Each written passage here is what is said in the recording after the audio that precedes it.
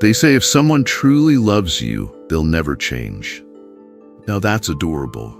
And also, completely wrong. Welcome, dear soul, to another moment of truth with us here at Buddhist Wisdom for the Elderly, where your wrinkles are just laugh lines from past lives. The truth is, love does change, people change. Sometimes the person who once finished your sentences now can't even finish a dinner conversation. And guess what? That doesn't mean love failed. It means impermanence. That sneaky old Zen friend is at it again. In today's video, we walk through 3 strange and sacred signs someone may be falling out of love with you, and 1 piece of monk-approved guidance to help you not fall apart when they do. You'll want to pay special attention to sign 3, because realizing your partner has become someone else isn't just painful. It's a mirror showing you who you are without their reflection. So stay, breathe, sip your tea. And if this resonates, tap like and subscribe to help us reach 1,000 subscribers and fuel more gentle teachings for our beautiful elder sangha. You're not broken. You're just waking up. Let's walk home together. Sign 1. They withdraw their presence. They're still there, but not really. You know that moment when someone's sitting right in front of you, technically still breathing, technically still munching on toast, but you feel like you're dining with a ghost? That's it. That's the first sign that love is packing its bags. They don't storm out. They don't deliver a dramatic Shakespearean monologue about how it's not you, it's them. No, they just fade. Not like a firework, more like a pair of old socks left too long in the sun. At first, it's subtle. They stop laughing at your jokes, not because they're suddenly humorless, but because they've started living on another emotional planet. You say good morning, and they say, You try to share something important, and they reply with a grunt so non-committal it could be mistaken for a plumbing noise. And the worst part? They don't even know they're doing it. Now, in your 20s, when someone stops texting you back, it's called ghosting. In your 60s or 70s, it's a little different. They're still physically there. They just start turning invisible emotionally. Like some sort of karmic vanishing spell from the universe that says, let's see how you handle this one. They're sitting on the same couch, but their soul is off somewhere learning to play pickleball without you. There's a Zen image that goes like this. Love is a little bird sitting on your branch. When it's happy, it sings. It fluffs its feathers. It builds a little nest made of inside jokes and Sunday routines. But one day, the chirping stops. The bird doesn't fly off dramatically. It just gets quiet. And before you even notice it, poof, it's gone. And you're left staring at an empty branch, wondering if you should have fed it more spiritual breadcrumbs. Now, psychologists, those brave souls with clipboards and cardigan sweaters, call this emotional withdrawal. They say that in older relationships, the first sign of love unraveling isn't fighting. It's quiet. Too much quiet. Not the peaceful, monk on a mountain quiet. More like the, I'm pretending to read the paper so I don't have to talk to you, quiet. And it hurts. Not like a stab. More like a slow leak in a tire that once took you on every adventure of your life. Take Harold and Mary, married 42 years. They used to be the poster couple for growing old together. But these days, Mary still makes the tea. Harold still drinks it, but he no longer asks how her day was. He just stares out the window like he's waiting for the squirrels to file their taxes. Mary says it best, he's not gone. He's just not with me anymore. And that, dear friend, is the first sign. Thich Nhat Hanh, bless his gentle Vietnamese heart, once said, the most precious gift you can offer someone is your presence. That's it. Not diamonds, not elaborate romantic gestures. Just being there, like really there, heart, eyes, soul, undistracted by crossword puzzles or minor back pain. When someone stops offering that, when their body is still clocked in, but their soul has taken early retirement, that's the withdrawal of love. Do you chase them? Shake them by the shoulders and say, hey, Come back emotionally? Nope, because chasing a bird that doesn't want to sing is how you end up hoarse and exhausted with bird poop on your soul. Instead, take a deep breath. Sit with the silence. Make friends with it. Ask it questions like, what do I need that I'm trying to get from someone who isn't giving it? How can I offer presence to myself right now? And here's the kicker. If they return, you'll know. If they don't, you'll still have yourself. And that's the only branch you truly stand on. Because love, my dear, isn't just about sharing space. It's about sharing presence. And when that's gone, well, that's your cue. Not to run, not to beg, but to come home to yourself. And maybe, just maybe, start singing again for your own soul to hear. Sign 2. They become someone else. So you're sitting across from your partner, same eyes, same crooked smile, same coffee slurping technique they've had since 1974. But something's off. You crack the same joke you used to tell every Sunday morning and wait for the chuckle. Nothing.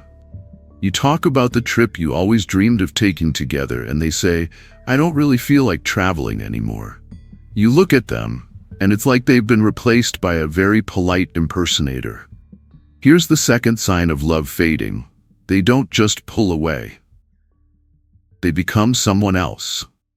Not in a sci-fi alien invasion kind of way, but emotionally, psychologically, spiritually. The person who once lit up when you walked in the room now seems like they're dimming the lights. And the worst part? They don't even notice they've changed. A wise monk once led a heartbroken traveler to a still pond. Look at your reflection, he said. The man saw his face, tired but familiar. Then the monk dropped a pebble into the water. The ripples distorted the reflection, and the monk said, this is what happens when someone's heart changes. The face is still there, but the reflection no longer looks like love. Isn't that what it feels like? They still wear the same robe, still eat the same soup, but emotionally they've stopped walking the same path. You say, let's talk. They say later. But later never comes. You say, I miss how we used to be. They say, I don't know what you mean. And right there, in those few words, you realize you're loving a memory. Now, we tend to think that after 60 or 70, people stop changing. That's one of aging's biggest lies. In reality, people never stop evolving, sometimes in strange directions.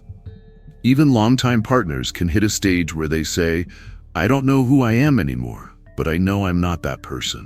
And just like that, the version of them that loved you like breathing starts to fade. Not because you weren't enough, but because they've started a new chapter in a book you didn't co-author. Linda used to dance in the kitchen with her husband Stan. They had this morning ritual, coffee, blues music, and a two-step by the fridge. It was silly, beautiful, intimate. But now, Stan spends most of his time in the garage. He's taken up woodworking, which Linda says is really just sawdust and avoidance. She tried playing their song last week. He didn't even look up. Linda told me, he still says I love you, but it sounds like he's saying pass the salt. And that's the thing. It's not just the words, it's the person behind them who's changed. Buddhism has a beautiful and somewhat inconvenient teaching. Anatta, there is no permanent self. We are all changing, constantly. You are not who you were 5 years ago, neither is your partner. But when love fades, that truth doesn't feel beautiful. It feels like grief. We don't just lose the relationship, we lose the person we thought we knew. And that hurts in a very specific, almost existential way. Like trying to hug a ghost that still wears your favorite sweater. You don't chase them back into the person they used to be. That version is gone. You bow to who they are now, even if you don't recognize them. You say, I see you, I release you, and then you walk yourself back home. Because here's what Ram Dass might say if he were sitting beside you. Sometimes love teaches us through presence. Sometimes it teaches us through absence. But either way, it's still a teacher. So don't panic when the one you love starts becoming someone else. Just whisper to yourself, ah, there you are, impermanence. I was wondering when you'd show up again. Then put the blues music back on and dance, maybe a little slower, maybe alone, but with a heart that still knows how to move. Sign 3. They mirror your pain back to you. You're not crazy, you're just seeing your own heartbreak in their face. Now here's a weird one. Maybe they haven't totally left.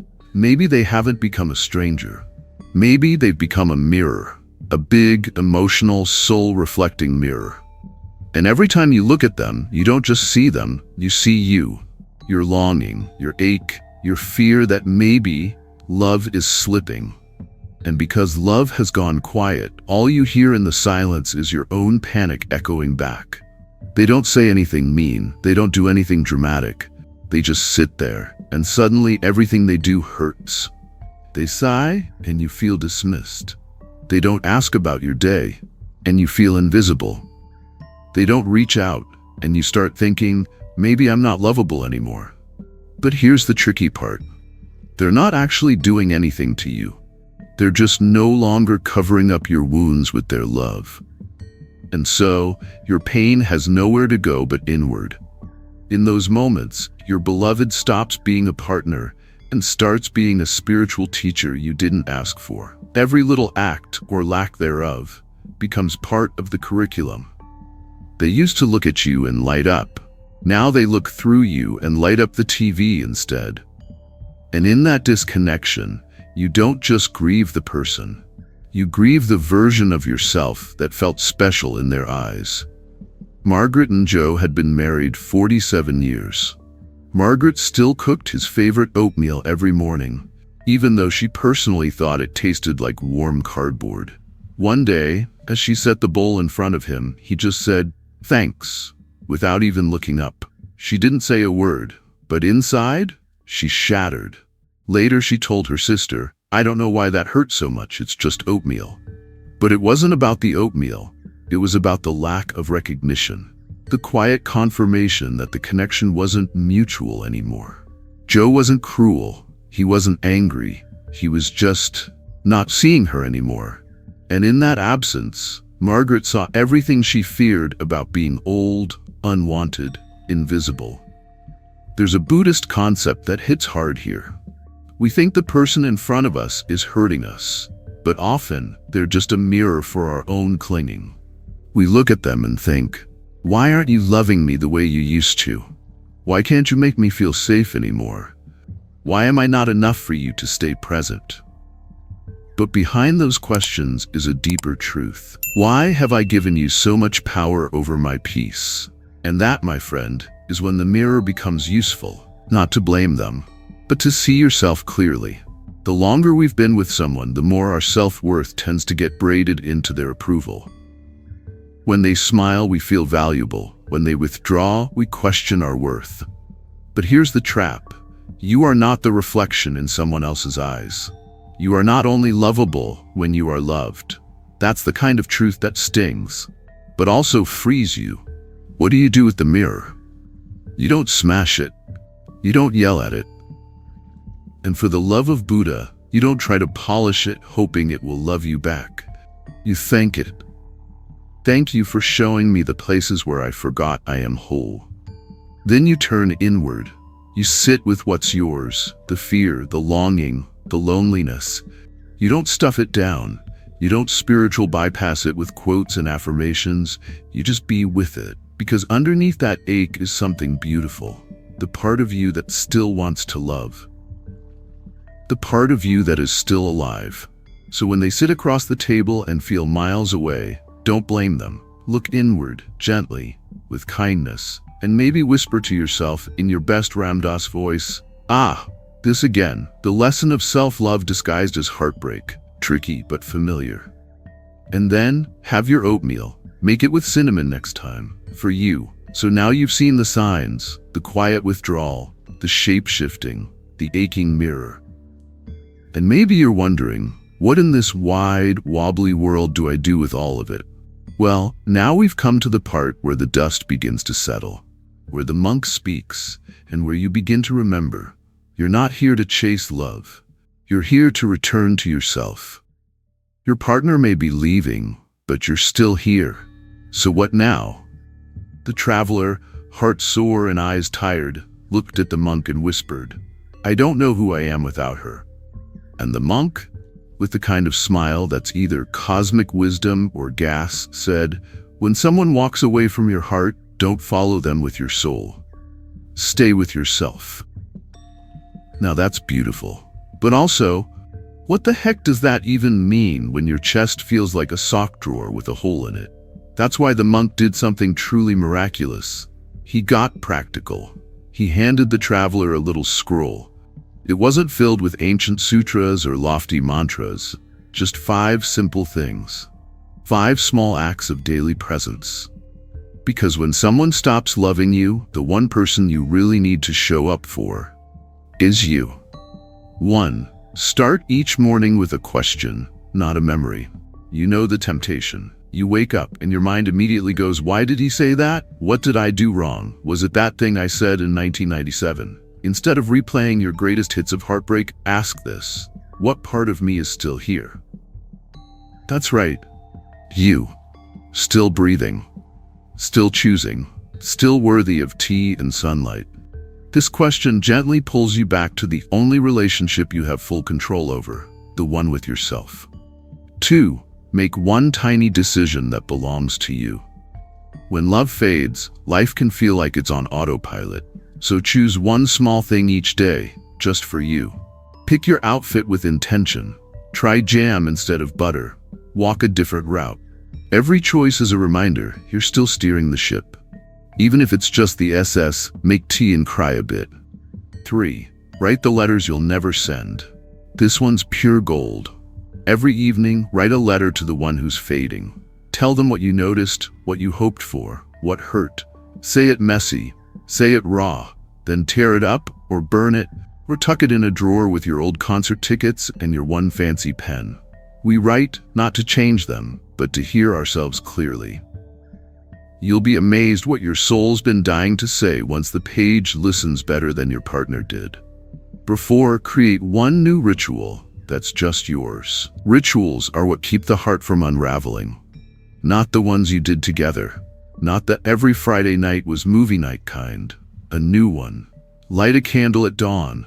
Sing in the shower. Bless your cup of tea. Talk to the plant that doesn't judge you. This is your sacred groove now. No membership card required. The 5. End the day by thanking the love that left you. I know, that one stings, but hear me out. Don't thank them because it ended. Thank them because it happened. Thank the laughter, the memories, the way their presence taught you how deeply your heart could feel. Love that leaves isn't a thief, it's a teacher with bad timing. And you, my friend, are a student with a really, really open heart. You're not meant to forget, you're meant to remember yourself. And that's the whole point of this practice. Not to erase them, not to win them back, but to come home to the part of you that never left. So if you're watching this, heart sore, maybe sitting on the couch where you once held hands, just know you are not unloved, you are not broken, you are becoming. One question, one choice, one little ritual at a time. So there it is, dear heart. Love doesn't always leave with drama. Sometimes it just slips out the side door, quietly withdrawing, slowly becoming someone else, or holding up a mirror to the places we forgot to love in ourselves. But the real gift isn't in spotting the signs, it's in learning how to stay with yourself when someone else stops showing up. If even one part of today's journey helped you feel less alone, whether it was the bird on the branch, the pond that stopped reflecting, or that painfully honest mirror, then let that part stay with you. Sit with it like tea that gets better as it cools. And if you'd like to help us keep brewing more wisdom for this beautiful elder sangha, tap like, leave a comment, or subscribe to our little digital temple here at Buddhist Wisdom for the Elderly. Every click is a candle on the path. You're not behind, you're not too late, you're just beginning again. And that, my friend, is a very holy place to be.